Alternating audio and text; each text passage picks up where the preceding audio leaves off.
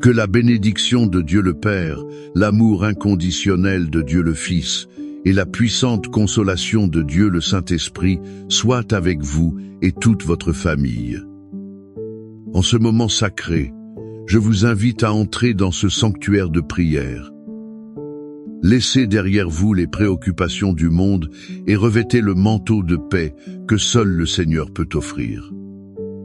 Imaginez maintenant que sur la porte de votre maison, sur la vie de chacun de vos êtres chers, Dieu lui-même place un sceau de protection divine. C'est un signe que ce territoire, cette famille, lui appartient. Respirez profondément et sentez l'atmosphère changer, car nous sommes en présence du Roi des rois, le gardien d'Israël, celui qui veille sur votre maison. Maintenant, dans l'unité de la foi, levons-nous en esprit pour prendre possession de l'autorité qui nous a été donnée au nom de Jésus-Christ. Nous nous positionnons comme gardiens spirituels de nos foyers. Nous déclarons la guerre à toute puissance des ténèbres qui osent se lever contre nos familles.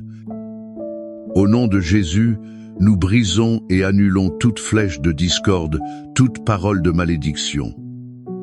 Nous annulons aussi tout esprit de division qui a été lancé contre votre maison. Nous réprimandons l'esprit de rébellion qui tente d'empoisonner le cœur de nos enfants. Nous annulons tout décret de divorce, de séparation et de froideur émotionnelle que l'ennemi a écrit sur votre mariage. Nous réduisons au silence la voix de la misère, de la maladie et de la peur. Nous déclarons que l'Esprit de Christ est sur chaque membre de votre famille. Nous proclamons que le sang de Jésus est un mur de feu autour de votre foyer et qu'aucune arme forgée contre vous ne prospérera. Nous ordonnons à tout esprit malin désigné pour détruire votre héritage familial de reculer maintenant au nom de Jésus.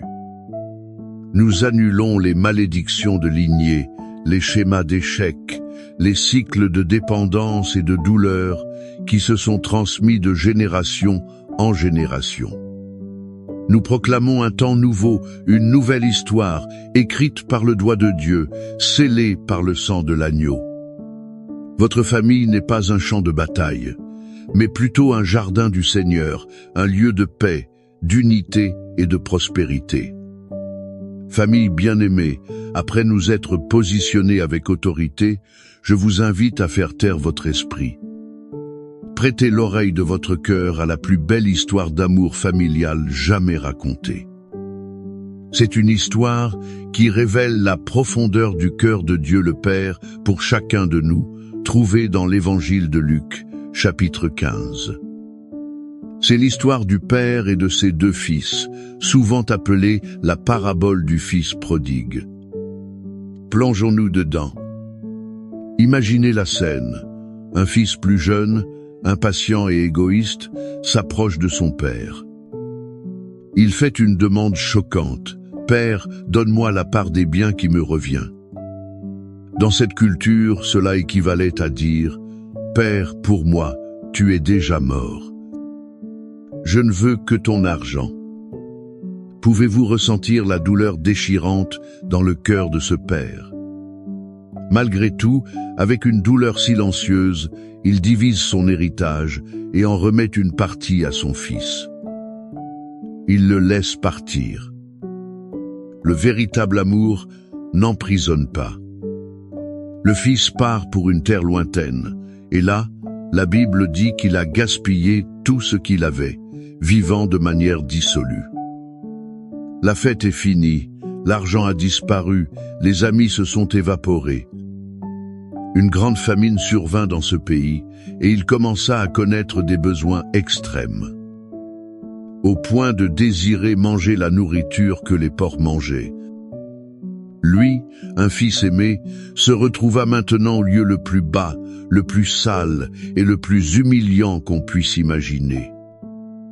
Il ressentait une faim non seulement physique, mais une faim d'identité, de dignité, de foyer. C'est à ce moment-là, au fond du gouffre, que la Bible dit qu'il revint à lui-même. Il se rappela la maison de son père, où même les serviteurs avaient du pain en abondance, tandis que lui mourait de faim. Et il prit une décision. Je me lèverai et j'irai vers mon père. Le chemin du retour était long, un chemin de honte, d'incertitude. Il ne savait pas comment il serait reçu. Il prépara un discours de repentir, prévoyant de demander à être traité comme un simple serviteur. Mais l'histoire prend une tournure spectaculaire. Le texte dit « Et comme il était encore loin, son père le vit et fut ému de compassion. Il courut, se jeta à son cou et l'embrassa. » Pensez-y.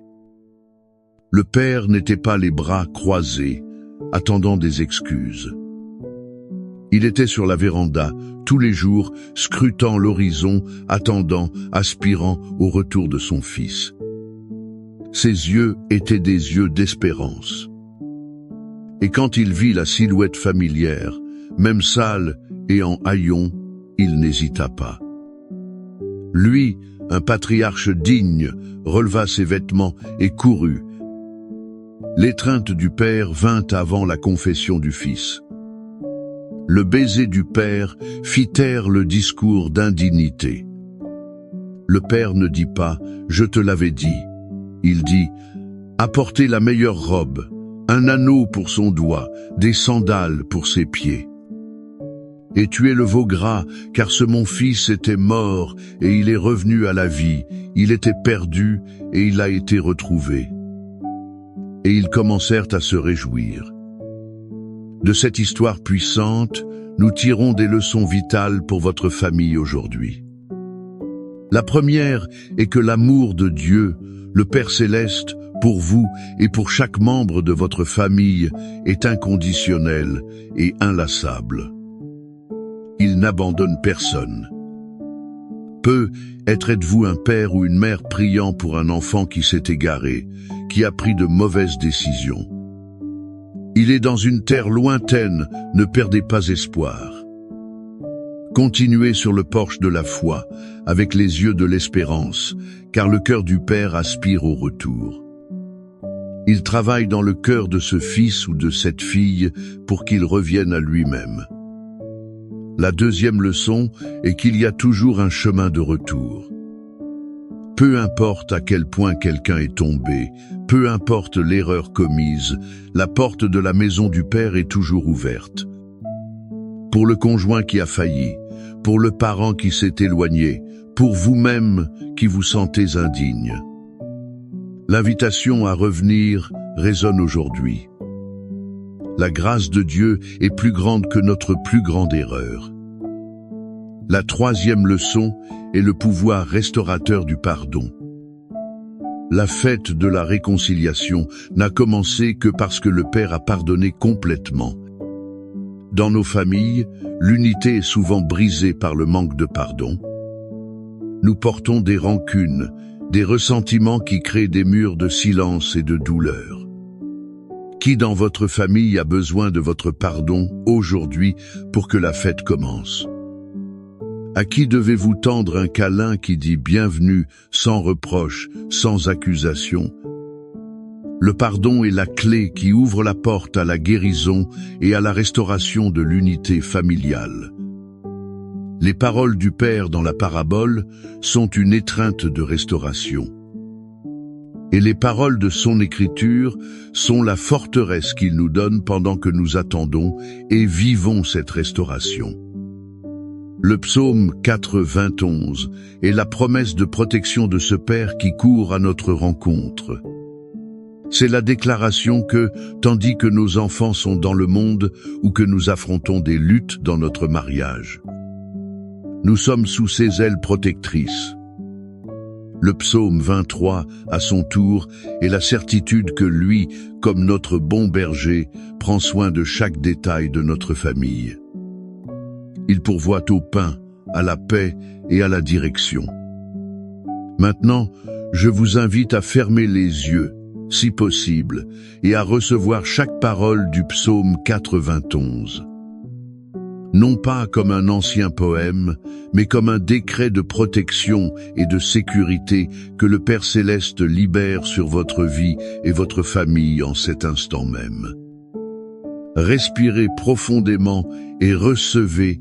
Celui qui habite sous l'abri du Très-Haut repose à l'ombre du Tout-Puissant. Je dis de l'Éternel, il est mon Dieu, mon refuge, ma forteresse, en lui je me confie. Car c'est lui qui te délivre du filet de l'oiseleur, de la peste pernicieuse. Il te couvrira de ses plumes, et sous ses ailes tu trouveras un refuge. Sa fidélité est un bouclier et une cuirasse.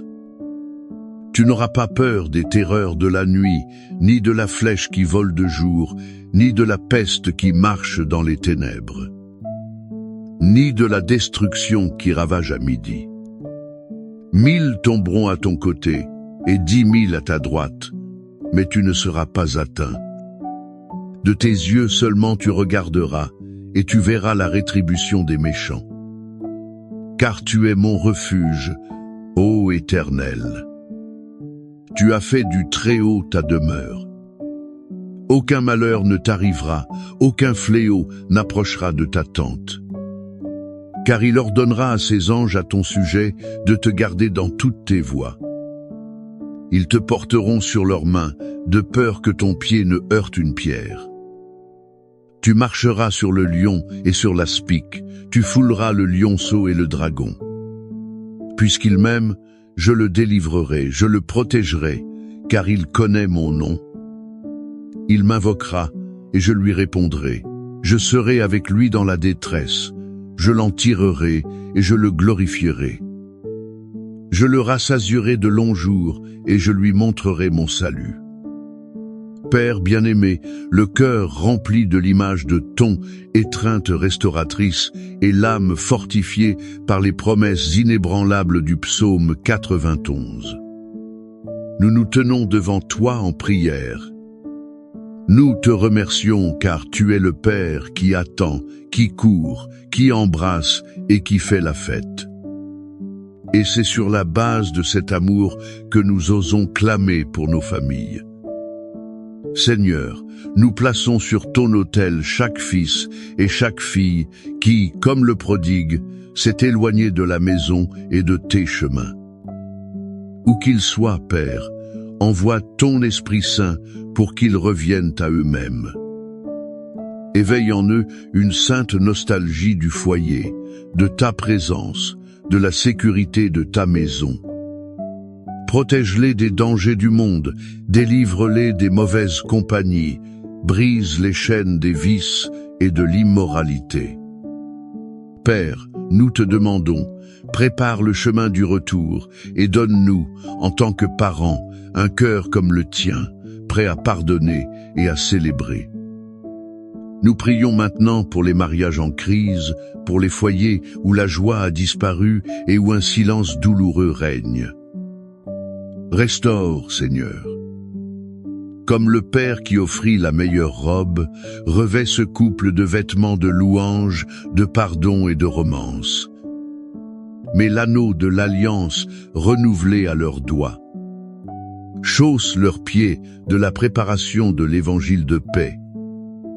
Restaure la communication, le respect, l'unité et l'amour. Nous demandons la réconciliation entre parents et enfants, entre frères. Là où l'orgueil et le ressentiment du frère aîné de la parabole ont créé un abîme. Brise tout esprit de jugement, d'envie et de ressentiment. Répands ton baume de guérison sur les blessures familiales et unis les cœurs en un seul but. Et sur la base de la promesse de ton soin pastoral, comme nous le lisons dans le psaume 23, nous déclarons ta provision sur chaque foyer. Que le Seigneur soit le berger de notre maison et par conséquent, rien ne nous manquera. Le pain ne manquera pas à table, la santé ne manquera pas dans les corps, la paix ne manquera pas dans les émotions, la sagesse ne manquera pas dans les décisions. Guéris, Seigneur, toute maladie physique et émotionnelle. Touche les corps malades avec ton pouvoir restaurateur. Calme les esprits anxieux et les cœurs affligés. Remplace la peur par la foi, la tristesse par la joie de ta salvation. En ce moment de foi, je veux vous inviter à écrire dans les commentaires le nom de votre famille ou le nom de cet être cher qui a besoin d'un miracle de restauration. En faisant cela, vous les placez sur l'autel de Dieu, et nous, en tant que communauté, unirons notre foi pour votre cause. Que la certitude de l'amour du Père qui court à votre rencontre, la protection du Très-Haut qui est votre refuge, et la provision du bon berger qui ne laisse rien manquer, garde votre esprit, votre cœur et votre foyer. Allez en paix, marchez dans la foi, vivez dans l'espérance, sachant que vous et toute votre maison êtes sous la main puissante et aimante de Dieu. La fête de la restauration a déjà commencé dans le ciel pour vous. Amen.